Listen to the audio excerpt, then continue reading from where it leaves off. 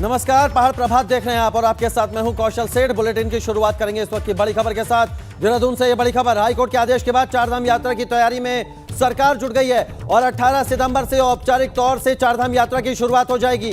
कल से औपचारिक तौर से शुरू होगी चारधाम यात्रा, ये बड़ी खबर आपको बता रहे हैं। यात्रा से पहले यात्रियों को देवस्थानम बोर्ड पर रजिस्ट्रेशन कराना होगा।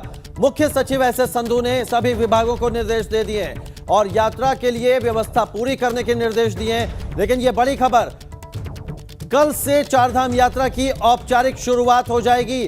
बड़ी खबर हम अपने दर्शकों को बता रहे हैं। हाईकोर्ट ने गुरुवार को कुछ शर्तों के साथ चारधाम यात्रा को शुरू करने की मंजूरी दी थी। पंकज राणा हमारे संवाददाता ज्यादा जानकारी के साथ जुड़ गए। पंकज, कल से चारधाम यात्रा की औपचारिक शुरुआत हो जाएगी, लेकिन किस तरह से जो दिशा निर्देश दिए हैं मुख्य सचिव ने, उसको वो अधिकारियों के लिए कितनी चुनौती होंगे, क्योंकि कई जगह हाईवे बाधित हैं, मौसम भी खराब है। ऐसे में कैसे मुमकिन होगा कल से यात्रा को शुरू करना?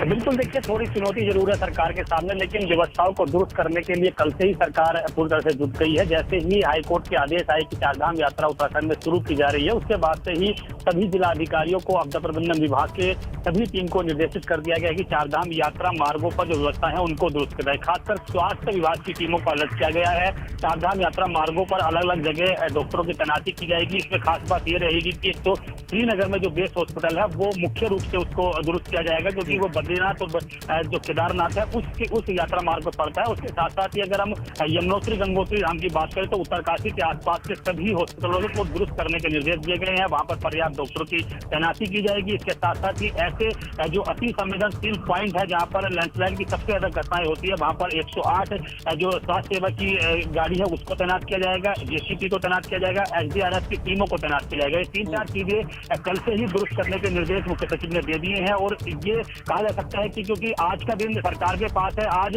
हालांकि जो लोकल लोग हैं वो दर्शन के लिए जा सकते हैं, लेकिन अभी जो देश के अलग अलग हिस्सों से लोग आएंगे उनके लिए कल से औपचारिक रूप से यात्रा की शुरुआत की जाएगी। तो अभी आज का इंतजार और करना होगा और कल से पूरी तरह से जो व्यवस्थाएं को दुरुस्त कर दिया जाएगा। यात्रा मार्गों पर पुलिस फोर्स की तैनाती भी पर्याप्त रूप से की जाएगी। बहुत शुक्रिया पंकज, आपका ये अहम जानकारी हमसे साझा करने के लिए। तो कल से औपचारिक तौर से चारधाम यात्रा की शुरुआत होने जा रही है। बड़ी खबर अपने दर्शकों को बता रहे हैं।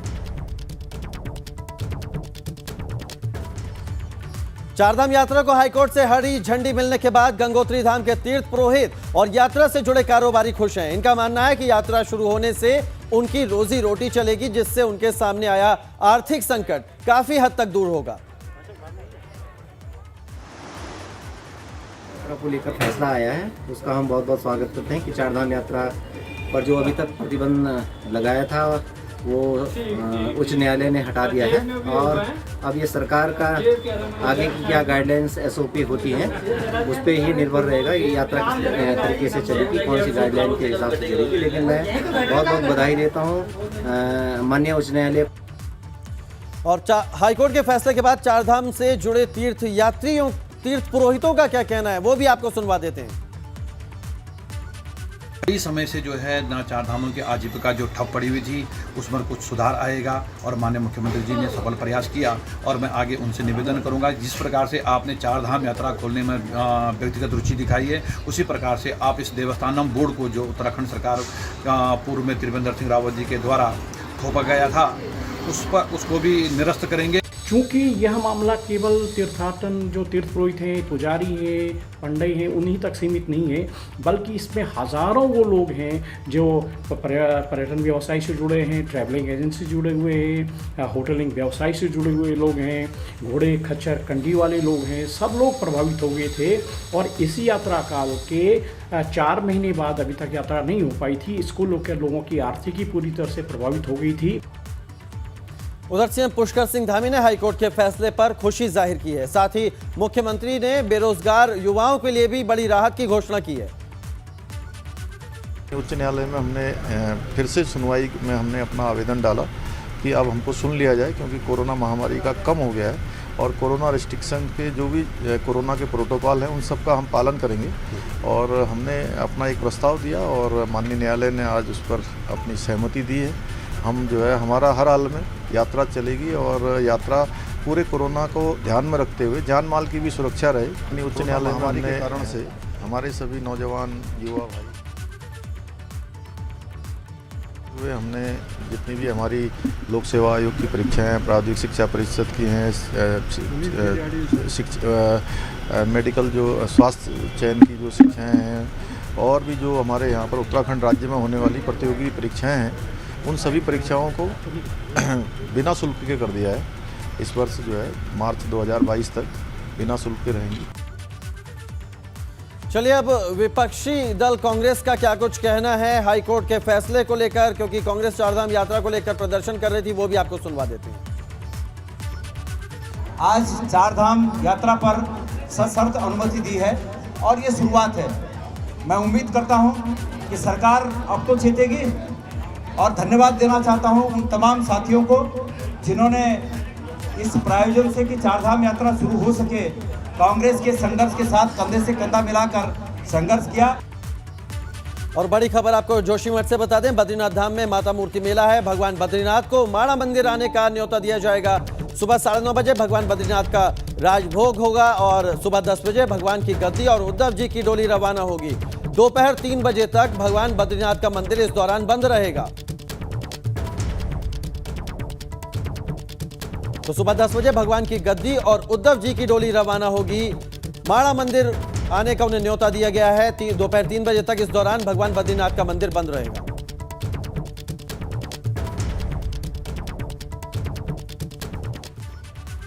चलिए अब उत्तरकाशी से एक बड़ी खबर बता दें। धरासू यमुनोत्री नेशनल हाईवे 94 खुल गया है। ब्रह्मखाल और पनोत के पास नेशनल हाईवे को खोल दिया गया है।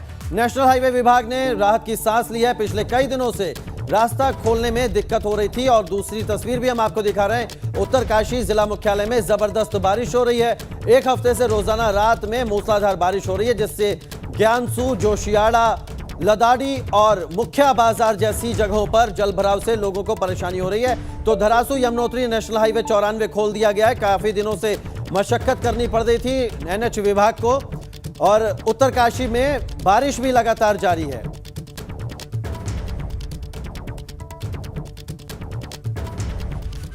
चलिए एक बड़ी खबर आपको बता दें। उत्तराखंड चुनाव के लिए बीजेपी प्रभारी टीम का दौरा है। आज दौरे का दूसरा दिन है। बीजेपी प्रभारी टीम के दौरे का आज दूसरा दिन है और आज चुनाव प्रभारी प्रहलाद जोशी और सह प्रभारियों की बैठक होगी। पार्टी कार्यालय में भाजपा कोर ग्रुप की बैठक होगी और इस बैठक में सांसद, पार्टी के पदाधिकारी और कोर ग्रुप के सदस्य मौजूद रहेंगे। विधानसभाओं में नियुक्त चुनाव प्रभारियों की भी एक बैठक होगी।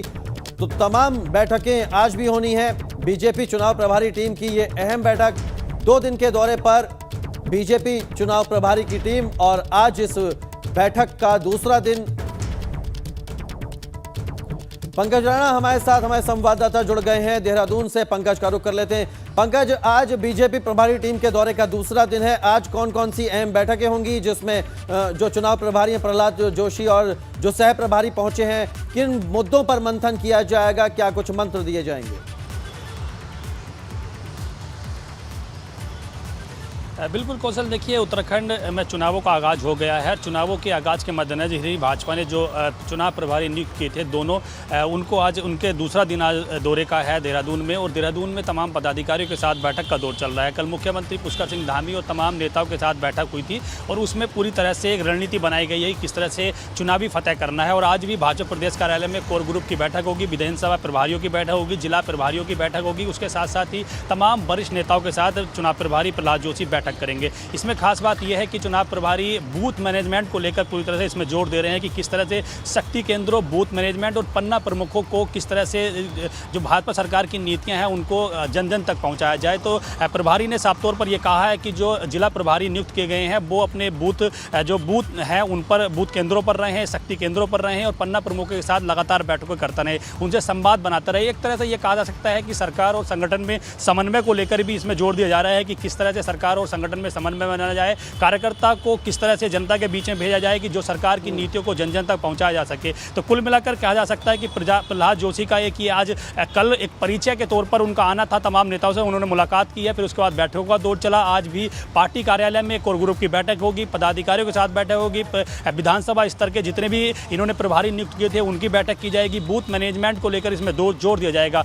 खासतौर पर कहा जा सकता है कि एक फीडबैक वो ले रहे हैं कि किस तरह से यहाँ पर काम किया जा जा रहा है, संगठन किस तरह से काम कर रहा है, सरकार किस तरह से काम कर रही है, उन सभी चीज़ों का फीडबैक ले जा रहा है और ये फीडबैक लेकर दिल्ली हाईकमान तक जाएगा। दिल्ली हाईकमान के बाद ये पूरी जानकारी दी जाएगी कि जो भाजपा संगठन है प्रदेश में इस तरह से काम कर रहा है, सरकार की नीतियों को जन जन तक पहुंचाने का वो काम कर रहा है। उसके बाद टिकटों को लेकर भी इसमें मंथन किया जाएगा कि किस तरह से वो एक ये भी फीडबैक ले रहे हैं कि हमारे जो विधायक हैं, भाजपा के जो विधायक हैं, वो किस तरह से भाजपा के विधायक जनता के बीच में जा रहे हैं, किस विधायक ने पिछले 4 साल में जनता के सापेक्ष काम किया है, उनकी नीतियों पर खरा उतरा है, सरकार के कामों को किस तरह से उन्होंने जनता के बीच में उतारा है। इन तमाम चीज़ों का फीडबैक लेकर वो दिल्ली जाएंगे। दिल्ली में तमाम जो पदाधिकारी हैं उनके साथ बैठक करेंगे। तो कहा जा सकता है कि इसमें एक टिकटों को लेकर ही मंथन किया जाएगा कि भाजपा के जो वर्तमान विधायक हैं वो किस तरह से जनता के बीच में जा रहे हैं, क्योंकि इस तरह की अकुशल सूचना मिली है कि भाजपा के कई विधायक हैं।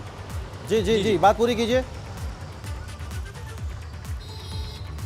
इस तरह की सूचना मिली है कौशल की भाजपा के जो सिटिंग विधायक हैं उनमें से तकरीबन 15 से 20 विधायकों का टिकट कर सकता है, जिन्होंने संगठन के हिसाब से काम नहीं करा, जिन्होंने अपने विधानसभा क्षेत्रों में बेहतर काम नहीं किया। कई तरह के इसमें समीकरण बन रहे हैं, अनुशासनहीनता भी इनमें मानी जा रही है। तो ये तमाम फीडबैक केंद्रीय हाईकमान के बाद जाएगा, उसके बाद चुनावी रणनीति को आगे बढ़ाने की कोशिश की जाएगी। ये बड़ी खबर आप दे रहे हैं कि कुछ सिटिंग विधायकों का टिकट कट सकता है। हालांकि ये देखने वाली बात होगी कौन कौन उसमें शामिल होते हैं। फिलहाल बहुत शुक्रिया पंकज आपका हमारे साथ जुड़ने के लिए और ये अहम जानकारी हमसे साझा करने के लिए। और इसी बीच एक और बड़ी खबर देहरादून से आ रही है। उत्तराखंड में युवाओं के लिए एक अच्छी खबर है। भर्ती परीक्षाओं के लिए अब उन्हें आवेदन शुल्क नहीं देना होगा और सरकार इस दिशा में फैसला लेने जा रही है।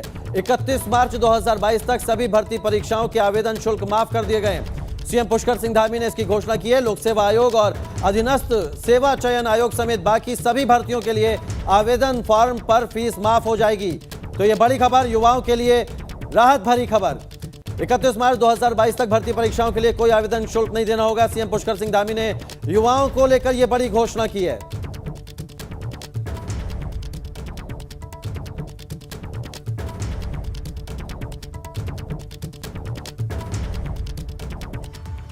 चलिए एक और बड़ी खबर आपको बता दें। परिवर्तन यात्रा को लेकर आज रणनीति बनेगी और यात्रा को लेकर कांग्रेस आज अंतिम रणनीति बनाएगी। 18 सितंबर से हरिद्वार से परिवर्तन यात्रा का दूसरा चरण है, उसकी शुरुआत हो रही है। परिवर्तन यात्रा के दूसरे चरण की शुरुआत हर की पौड़ी से होगी। हर की पौड़ी से परिवर्तन यात्रा के दूसरे चरण की शुरुआत होगी। हरिद्वार की सभी 11 विधानसभा क्षेत्रों में यह परिवर्तन यात्रा जाएगी। कुमाऊं के बाद अब गढ़वाल में परिवर्तन यात्रा का आगाज हो रहा है कांग्रेस की। 18 सितंबर से हर की पैड़ी से इस परिवर्तन यात्रा की शुरुआत होगी। दूसरे चरण का पहला दौर होगा जब कल इसकी शुरुआत होगी हरिद्वार की हर की पैड़ी से। तो कुमाऊं के बाद अब गढ़वाल में कांग्रेस की परिवर्तन यात्रा है। 18 सितंबर से हरिद्वार से इसकी शुरुआत होगी। चलिए इसी के साथ एक और बड़ी खबर आपको बता दें। देहरादून में डेंगू के मामले बढ़ने से चिंता बढ़ गई है। दून में गुरुवार को डेंगू के 2 और मरीज मिले। सेलाकुई और क्लेमेंट टाउन में डेंगू के मरीज मिले। राजधानी दून में डेंगू के कुल 17 मरीज हैं। बड़ी खबर आपको बता रहे हैं, गुरुवार को डेंगू के 2 और मरीज मिले हैं देहरादून में। और कुल मरीजों की अगर बात करें तो 17 मरीज राजधानी देहरादून में, सेलाकुई और क्लेमेंट टाउन में डेंगू के मरीज मिले। तो परेशानी भी बढ़ गई है, स्वास्थ्य विभाग की चिंताएं बढ़ गई हैं।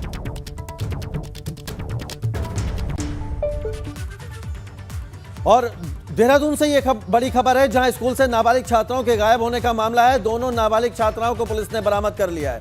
14 सितंबर को ये छात्राएं गुरुकुल स्कूल से गायब हुई थी और अब इन्हें बरामद कर लिया है सकुशल पुलिस ने। यूपी के बड़ौद से दोनों छात्राओं को पुलिस ने बरामद किया है।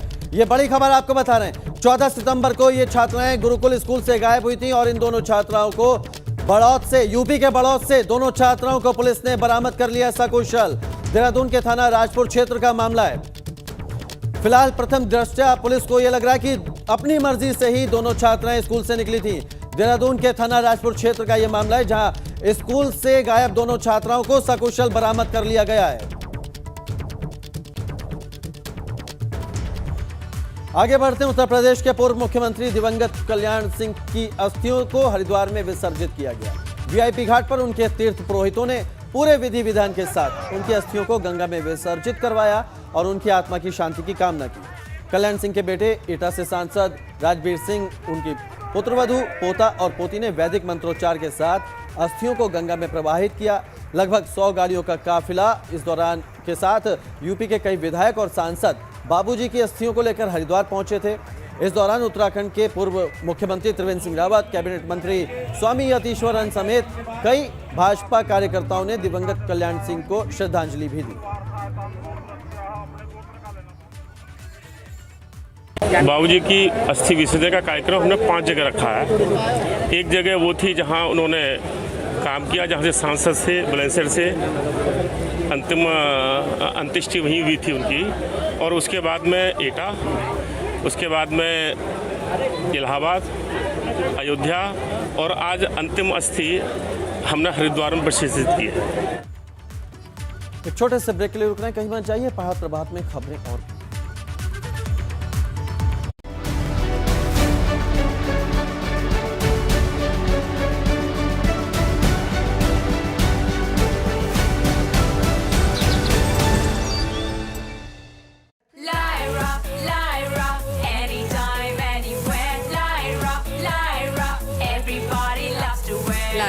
Anytime, anywhere. वेक्टस बनाते हैं all types of pipes, plumbing pipes, drainage pipes और एग्रीकल्चरल पाइप्स। यार हम दोनों साथ में क्यों बोल रहे हैं? क्योंकि हम दोनों वेक्टस के ब्रांड एम्बेसडर्स हैं। वेक्टस पाइप्स एंड टैंक्स पर है सबका भरोसा, तभी तो वेक्टस है